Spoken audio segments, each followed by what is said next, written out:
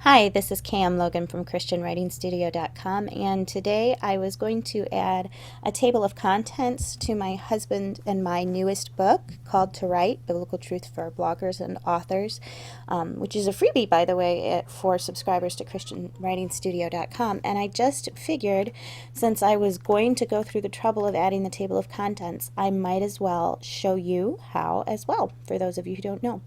So the first thing you're going to want to do is write out your table of contents, just so you know what all you're going to be linking to. And essentially what you're going to do now is you're going to create links within your document back to that table of contents. So it doesn't really matter, you don't have to highlight, just stick your cursor somewhere in the title of your first chapter or your first section that you want to bookmark, and you'll go to Insert, and this is an older version of Word, but it's pretty similar with the other ones.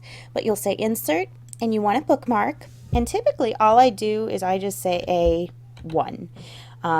If the book's longer and you want to take a little bit, more care for labeling what the bookmark names are, but it doesn't really matter too much what you name them, because in the end, it's only you who really needs to know the name of the bookmark, because you're just going to be linking it back up to the table of contents. So we'll say A4, add, and I do this for the rest of my chapters, but I won't waste your time right now. And I noticed I had an issue with one of those chapter titles I'm going to have to go back and fix. So now what I'm going to do is I'm going to highlight the entire title of the chapter, and we're going to say hyperlink. Again, that's under Insert. And what we want to say is we're not going to hyperlink it to a web page. We're going to hyperlink it to a place in the document. And here's our bookmarks right here. So A1, okay. And what you'll notice happen, this doesn't always happen. My autocorrect features I didn't turn off with this document. But you'll notice, because I did headings, I actually have all of these already within here, and they're already bookmarked. So actually, if I wanted to, I could just go through and use all my headings. And depending on how you format your document, that doesn't always happen, and sometimes you have to manually, and I just linked that one up wrong, which proves that you need to go back and check your work. But it doesn't always happen that way. So sometimes it's nice. I should have checked that first, but now you'll know how to do it both ways. At any rate, so once you get through, you're going to want to go back and check and just see how everything did. And I think 3 was the one that I missed, so we're just going to say Control, and we're going to click it.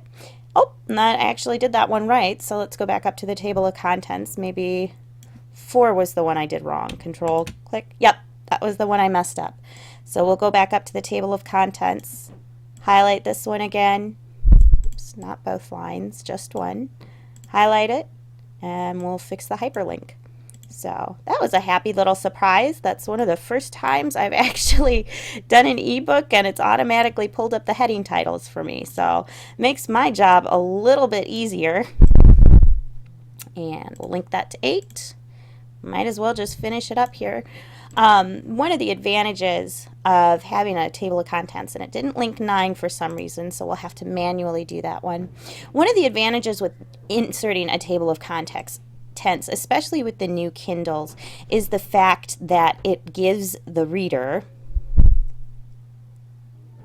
on the newer Kindles, it will tell you how long it is until the end of your chapter. And this is interesting because my chapter 9 is completely gone. So something happened there within my editing, so I'll need to figure that one out. Oh, there it is. It just goes to show there's a lot of things to fix as you go on. At any rate, so with the newer Kindles, as I was saying, they will show you how long it is till the end of a chapter as the reader is reading. So if you're not inserting chapters in there, a reader won't know. And there have been some authors who have gotten poor reviews because they don't have the chapters listed in there and they don't have a table of contents listed in there. So you can tell this took me all of 5 minutes. If I wouldn't be babbling on, I would have had it done by now. But if you can take the time to add a table of contents, it's not too tricky. Do it because your readers will thank you for it. And who needs a bad review if you can avoid it just by doing something as simple as adding a table of contents? So have a great day.